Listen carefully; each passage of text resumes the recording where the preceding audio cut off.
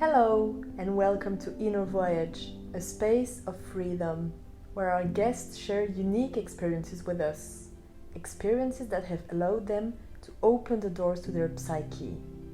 Through their personal stories, they reveal what they have learned about themselves, the spaces of their unconscious that they have explored. They share how their journey has transformed them and their relationship to the world.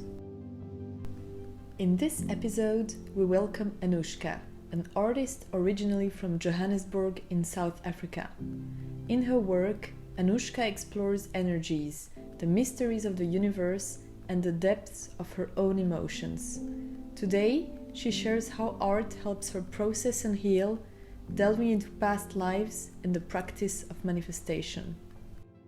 Hello Anushka, thank you so much for agreeing to be featured on this episode. Do you want to introduce yourself in a few sentences? Firstly, what an honor. I'm so happy. And honored to have a friend who's doing this just on a whim to say, I'm going to do this thing. It's amazing. So proud of you. My name is Anushka Kimken. I'm an artist. I'm from South Africa originally. I have been traveling a lot and I'm currently in Dublin exploring life here. I create very large scale paper weavings. That's sort of the best way to describe my artworks. They are very tactile and I paint lots of different things and basically cut everything up and bring it back together. So it's a lot of sort of construction, deconstruction, reconstruction, and then bringing it all back into harmony and into a cohesive beauty. Beautiful. And if you had to describe your art to a listener who has never seen it in real life, what would you say?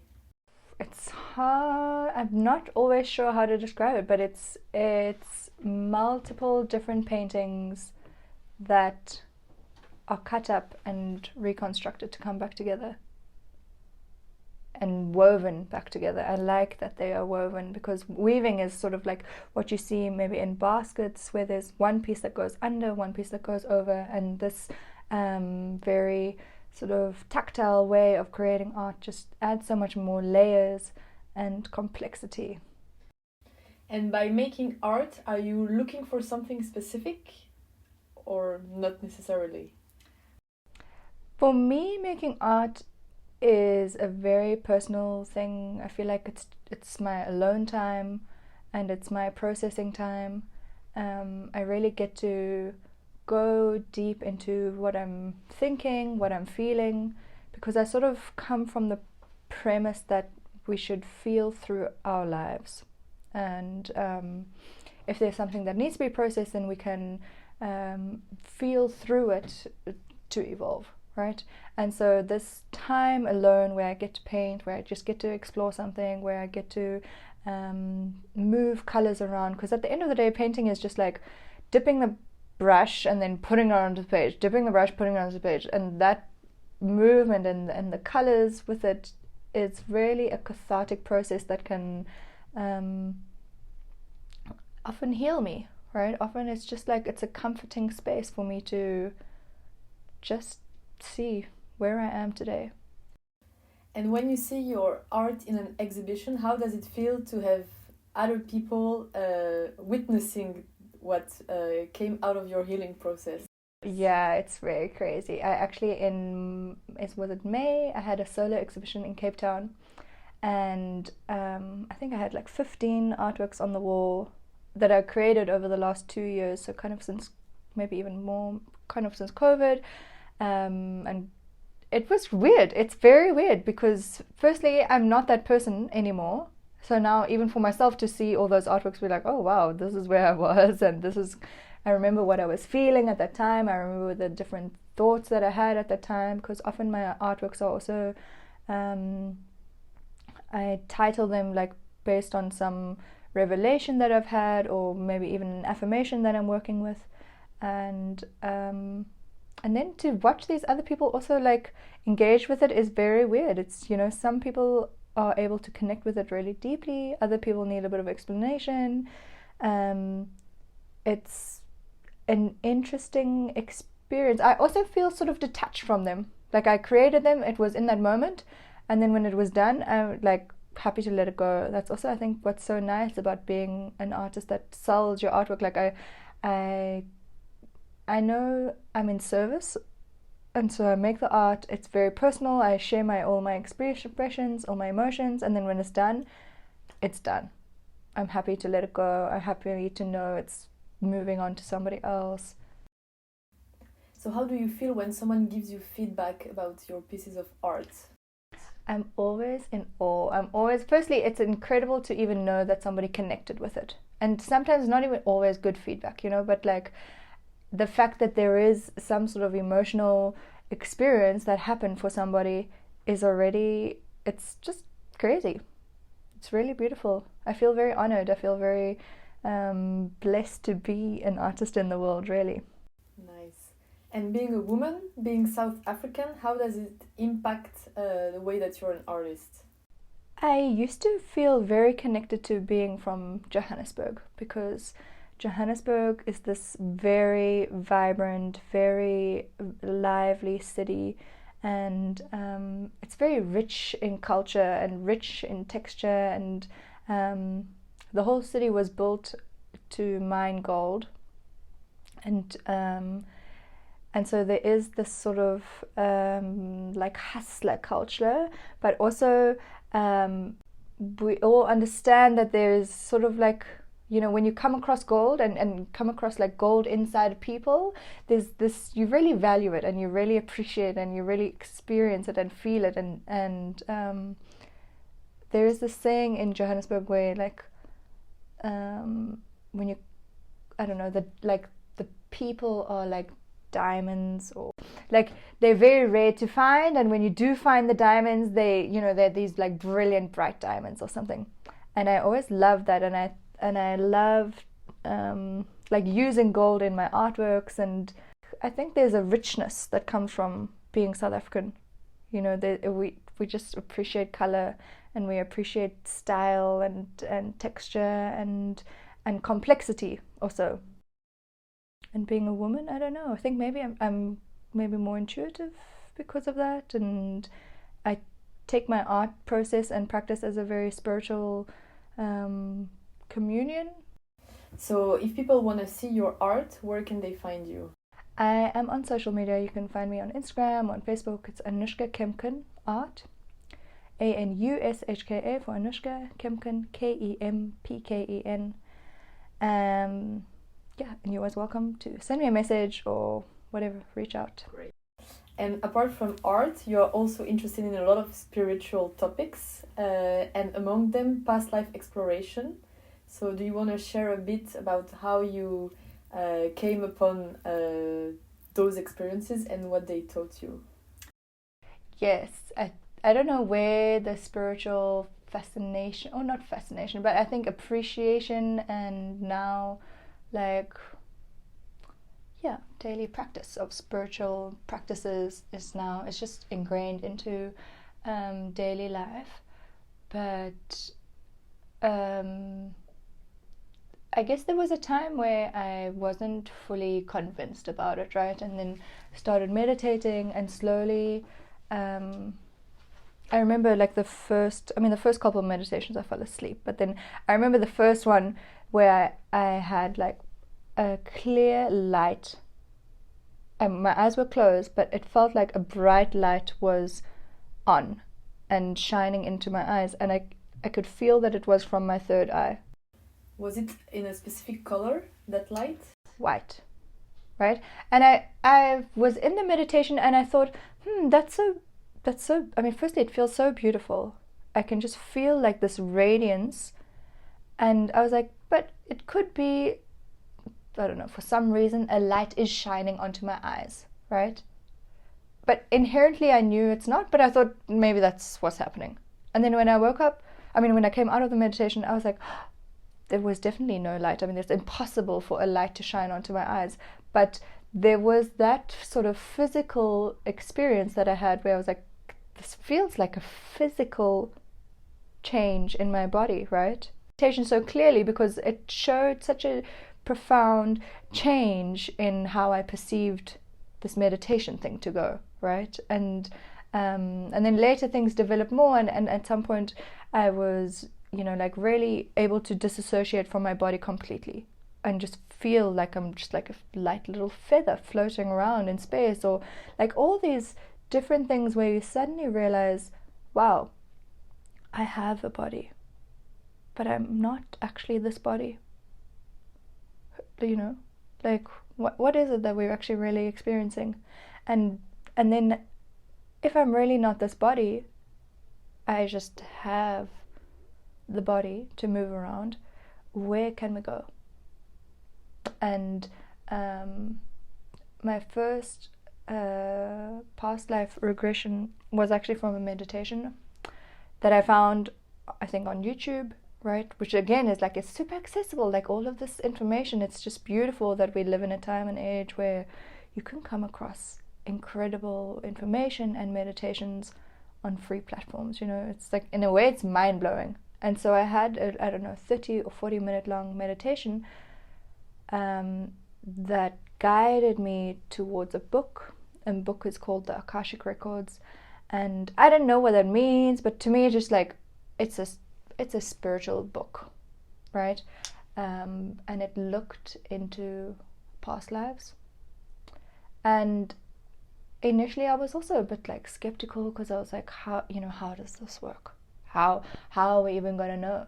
But our imagination can show us, right? And in the end, your imagination is what is showing you, right? There's no other way to really know, because you can't travel with your body. You're going to have to trust the information that comes to your head through your imagination.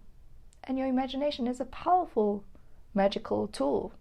There's so much information stored in there, and power and wisdom, and then to come to realize, wow, this spirit that I am,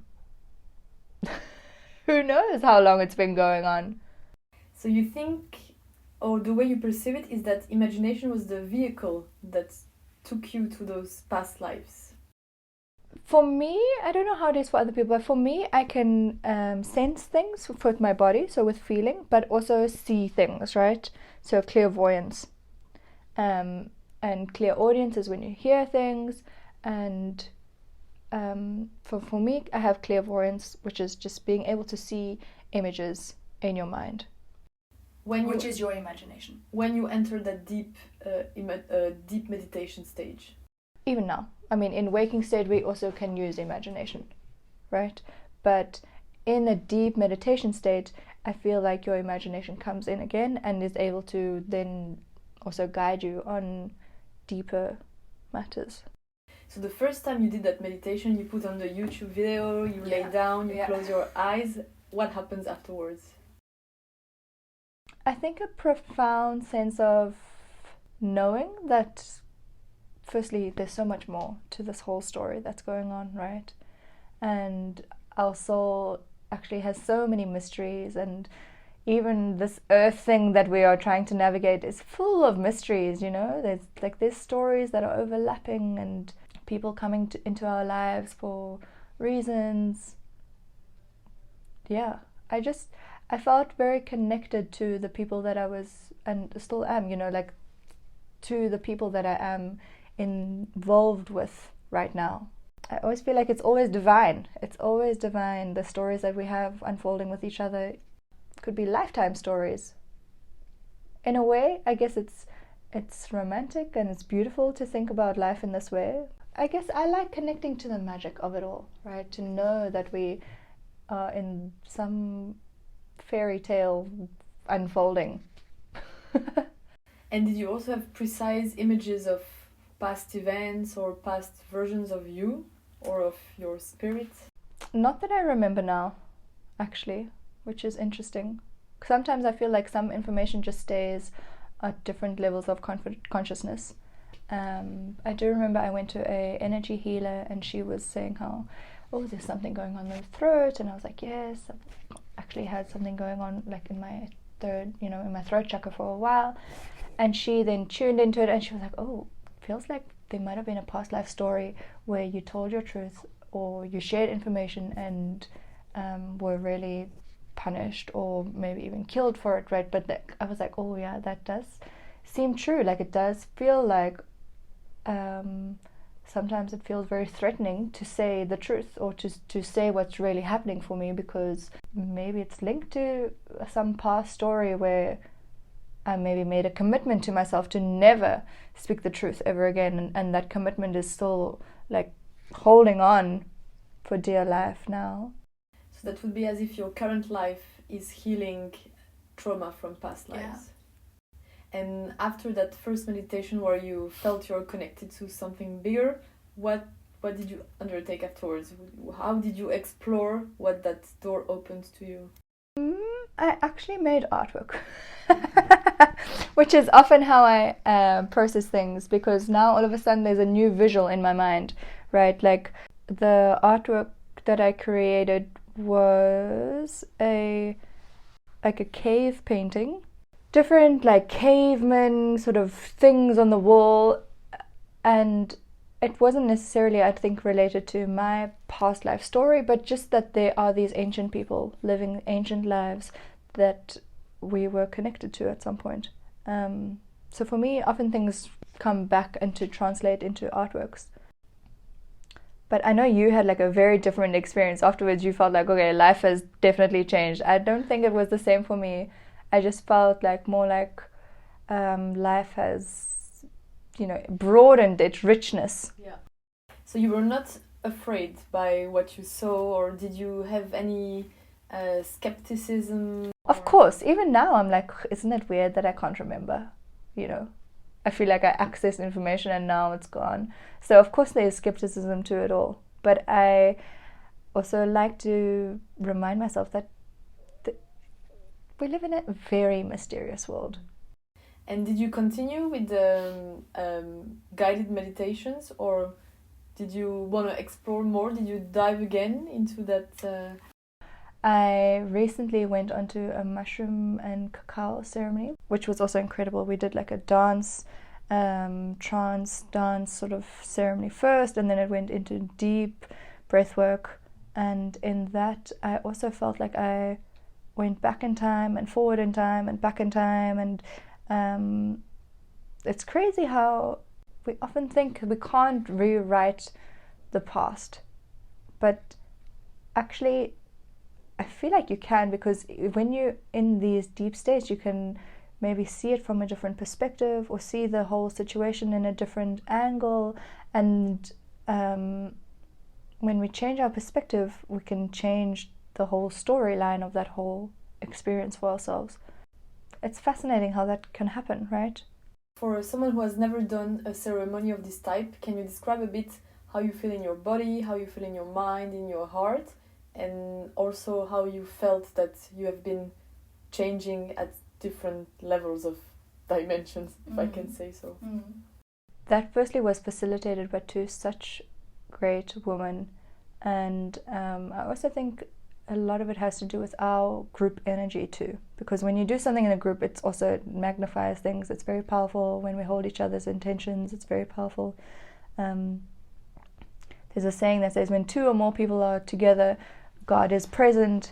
So like sometimes when you do important work, you can just involve one other person, and now there's already two people in that energy field. And so when you have 10 people, it amplifies everything.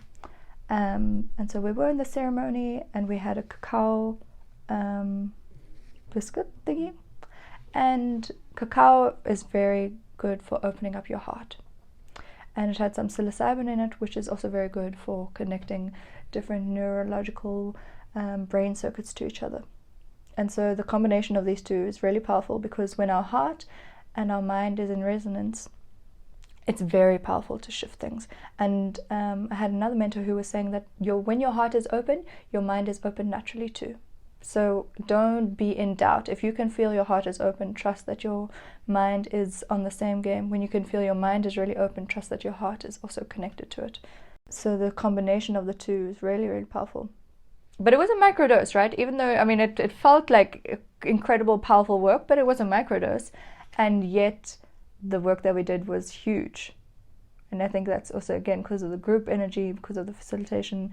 We did a dance for the first hour, which just helped shake things out of our body. I think movement is so important for our consciousness. I always feel like when I'm going out dancing, I'm like, yeah, we're clubbing, but yeah, movement is like, you don't even know what kind of stuff I'm shaking off out of my system now in this dancing / clubbing. We're going, like party space, but like deep stuff is happening. So many emotions are stored in the body, Yeah, and so many thoughts as well.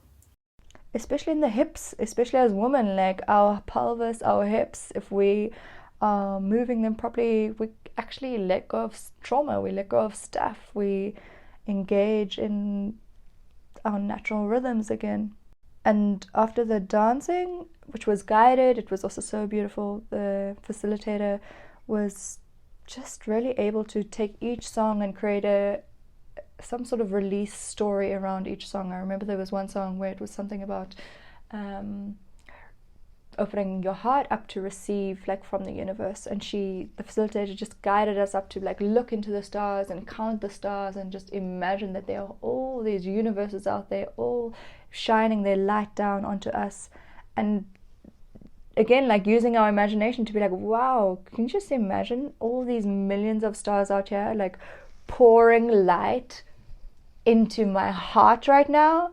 How can that not be impactful to your heart, right? How can you not feel like, wow, I must be the luckiest person ever to receive so much? And then you think about abundance and you're like, of course there's so much abundance flowing towards me. What? Millions of stars pouring their light.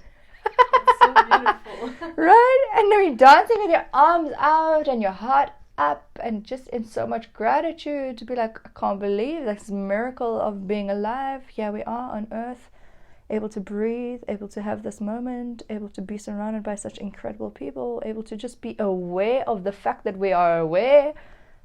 Wow.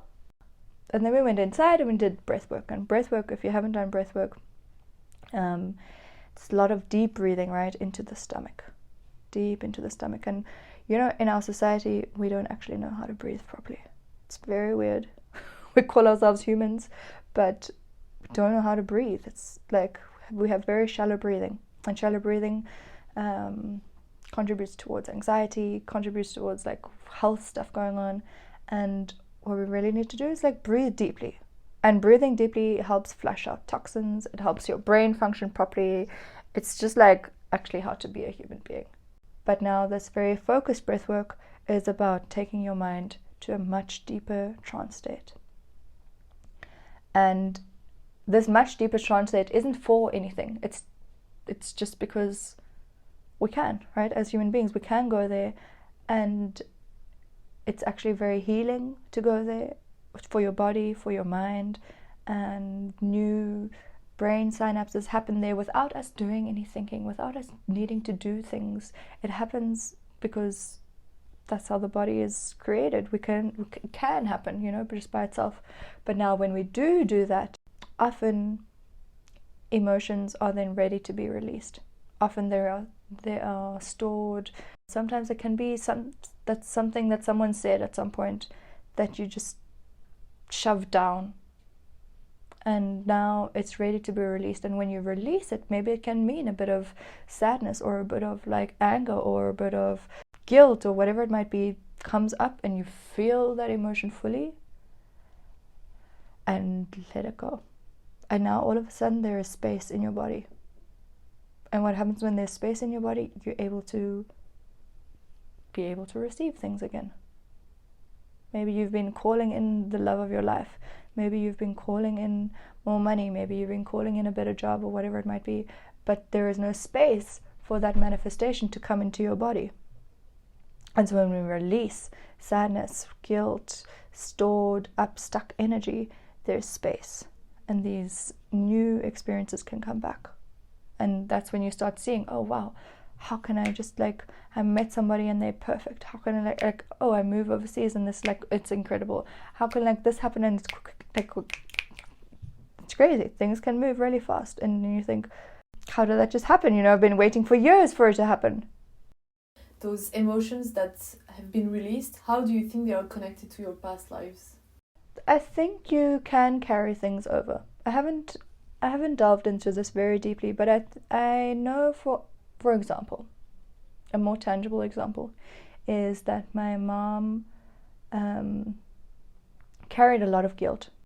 I don't know, different stories around herself that she had going on for herself. And then she was pregnant with me. And during pregnancy, our bodies can even receive emotions from our mothers, right? And if she was in a lot of guilt, for example, my body, while it's growing inside my mother's womb, can take guilt on as a normal energy to be experienced. Now I come into the world and I create scenarios where I end up feeling guilty because that's just what my body was given and trained for and made for, right? So that's one example of how you can see this was a generational sort of pattern that was moved on from one physical person into another. But I do think souls have a similar story. I think your soul also moves through different bodies, and if there is a lesson or something that you, or a commitment, or like often these souls have like very strong purposes that they came to leave out in this world, and it didn't happen. Now you just get these people who are like, they're so purposeful on this mission and they need to do it because maybe for lifetimes they've been preparing for it. That reminds me, actually my first sort of I didn't even know at the time what it was called, but I think I was really young, maybe like 10 years old, or maybe somewhere around there. I saw somebody walk across the street and I was in the back of the car and I just had the sense like, oh, I've met this person before. And I was like 10 years old and like it was so clear. Even to this day, like I remember that experience, because, and I was like, how is that possible? Like this man looks like he's 110 years old. Like how?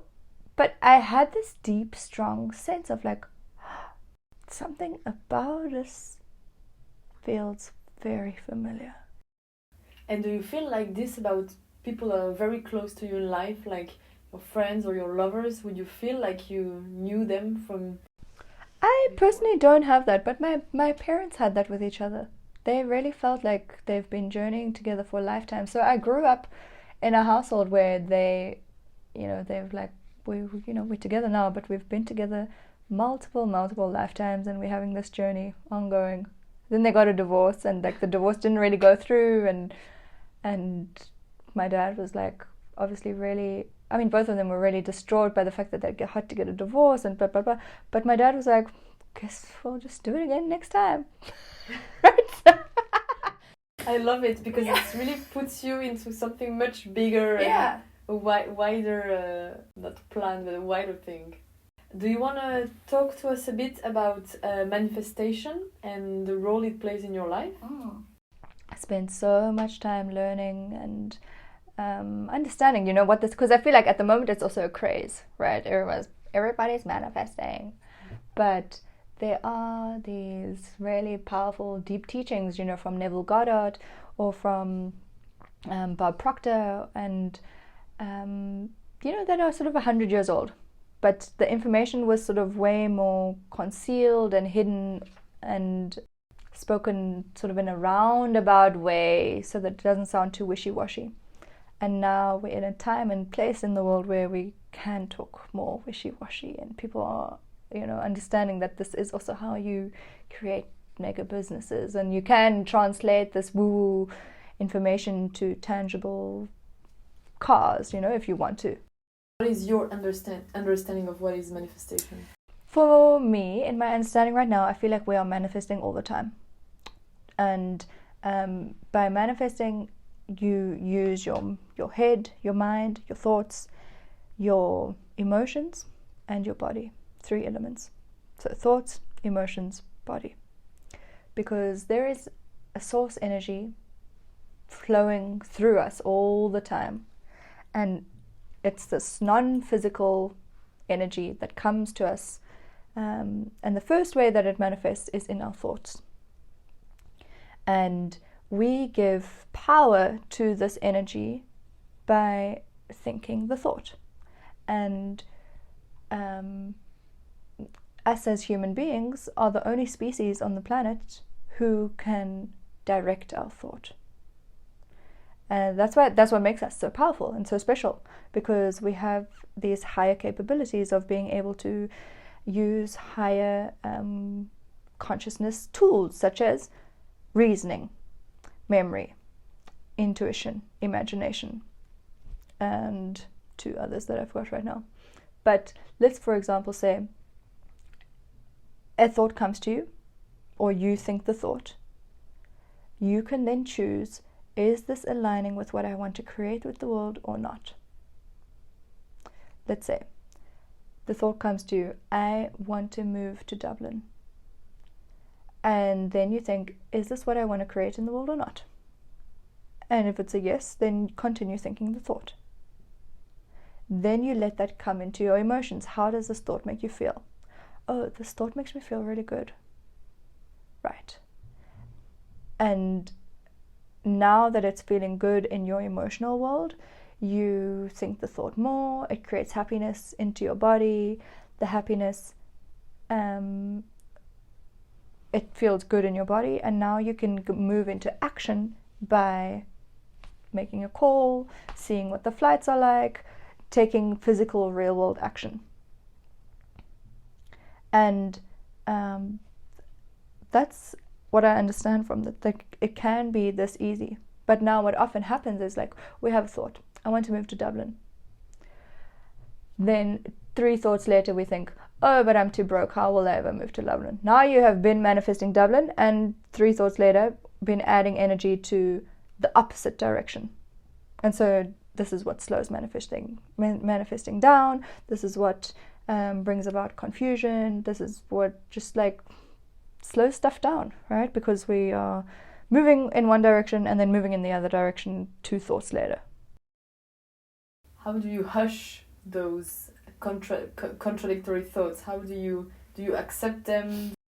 Of course, you have to be so graceful. I mean, being a human being is this. I mean, that's the whole journey, right? And I mean, awareness, obviously, and also what they say is like awareness is 75% of the game. If you are aware, oh shit, I just had that second thought that was like, I can't do it. That's already winning, 75%. Now you can go back and say, I do want it. Let me feel that again. I want to move to Dublin. I want to have this experience. I want blah, blah, blah. Let me see what it feels like in my body. Does it still feel good? Yes, it still feels good. Great. But when we have conflicting thoughts, that's often when we feel confusion.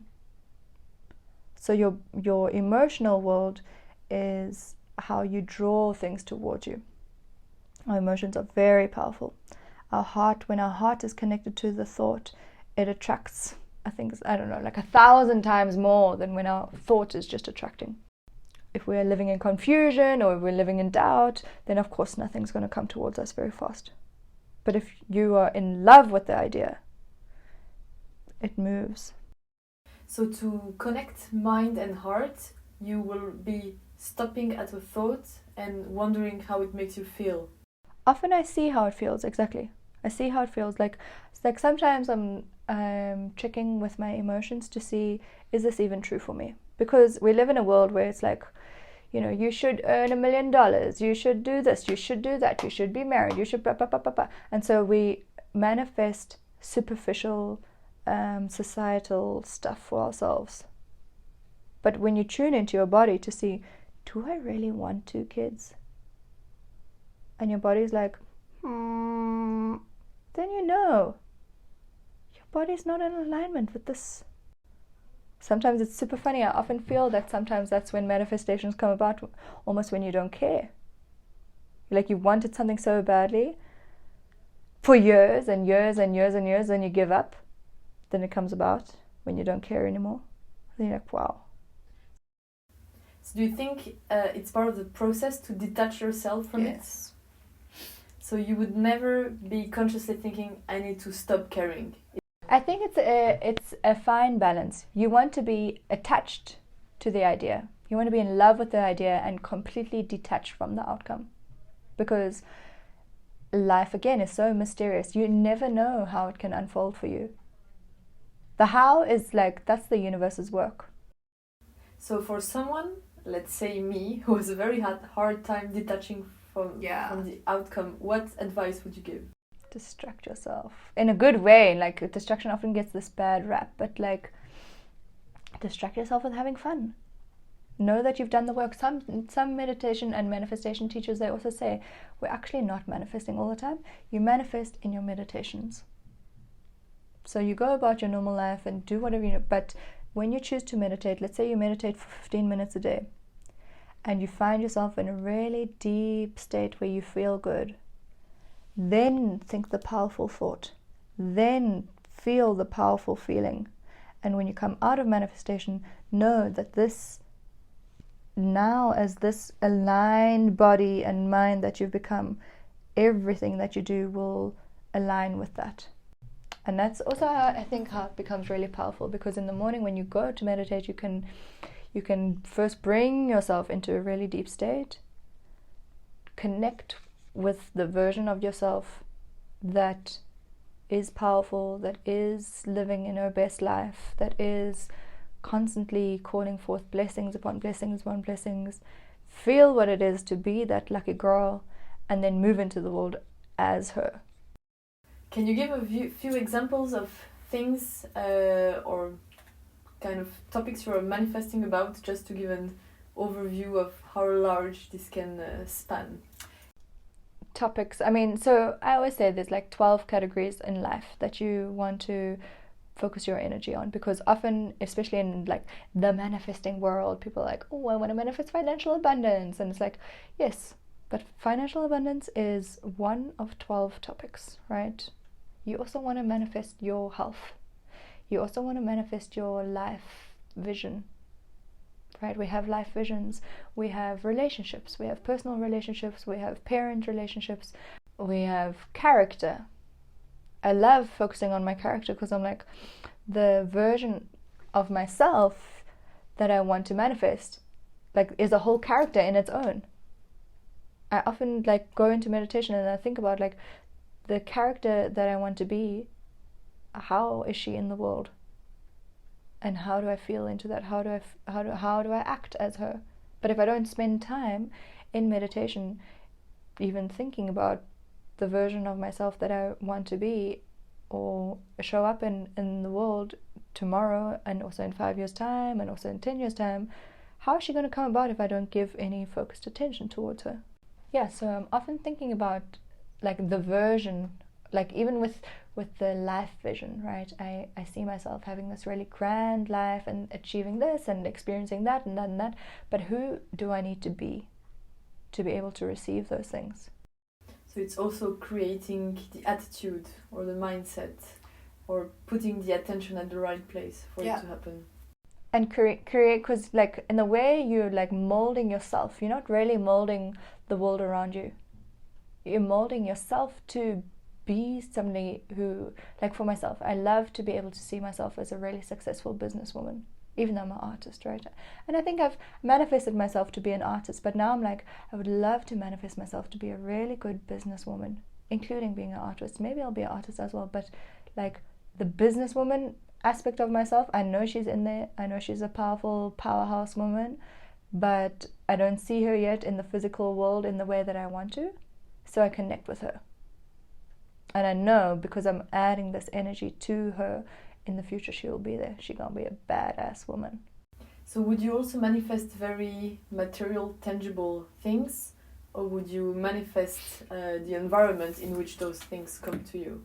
Both, for sure. And then it's also crazy, you know, sometimes I really like sit on a Tuscan hill in Italy, like having the little aperitivo, and I'm like, this is crazy. Like, I know for sure this is what I thought about a couple years ago, and here I am in this Italian villa.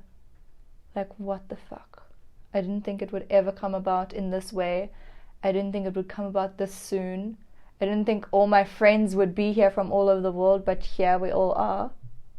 Because I spent some time putting that image in my head. It's so powerful. And then when you actually realize, holy shit, like, maybe it's coincidence, okay? Like, maybe we can call this a random ass fluke, but maybe it's not. Maybe I am this powerful. Maybe this is how it works, because you add energy towards this idea.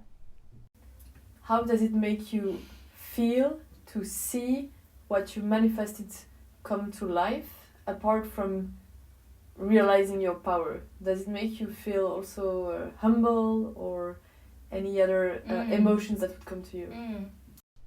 Often it depends what's been manifested, because I also know, like, when weird stuff happens in my reality, I'm also like, I did that too.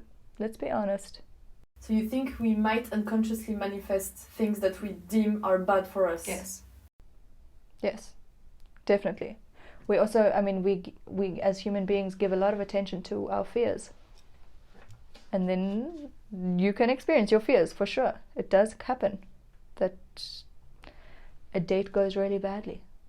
And you're like, does it feel like deja vu? No, but I've been thinking about this date going badly. Oh wow, I have this power. I actually have this great responsibility. I can be more disciplined in my thinking. I can be more disciplined in you know, and it's because it's thinking, emotions, and then actions, and actions include speaking. So when you go to your friend and you're like, I need to tell you about all my worst fears, like, be careful, you know, you're adding energy towards that. And I'm not saying never talk about your fears, but be constructive about it, and then maybe you need to do it once or twice. But I feel very wary about people who, like, and I mean, I do it myself too, I'm a human being too, but when I'm conscious of it, I'm like, oh, just be careful, because it's powerful energy that we are redirecting towards stuff we want or stuff we don't want. So you wouldn't be negating your fears, but you would be acknowledging them and decided not to put attention or focus on them. I also see the mind as this very fertile garden. Very, like, imagine the most fertile soil in the whole world. Like, it's just like God has blessed the soil, and seeds from everywhere come about and get planted onto the soil in our mind. And we can have beautiful seeds of love come about, but there can be like some random news that you know comes into your awareness. Maybe you read the newspaper or you see something, and now you plant the seed of hatred. And the more water, and by water I mean energy, you pour onto this hatred seed, it grows. And our subconscious mind doesn't care if it's a good seed or a bad seed. It just says, whatever you've planted here, I'm going to grow. I love reminding us human beings that we live a way more complex and beautiful life than we've been conditioned to believe. And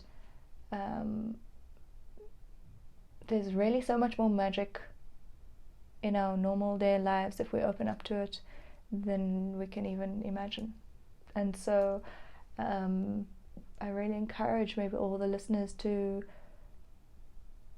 become aware of this and allow it to happen in our lives, because we can live very mundane and boring lives at some point, but the joy, I feel like, comes from having surprises, having mysteries, having things unfold that are unexplainable, experiencing awakenings. There's so much to explore if we go there.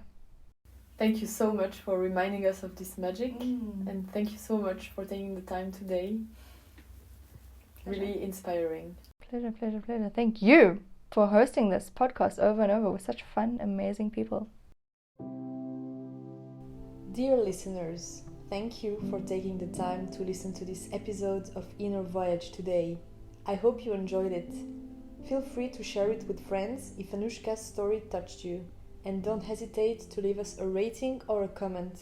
See you soon!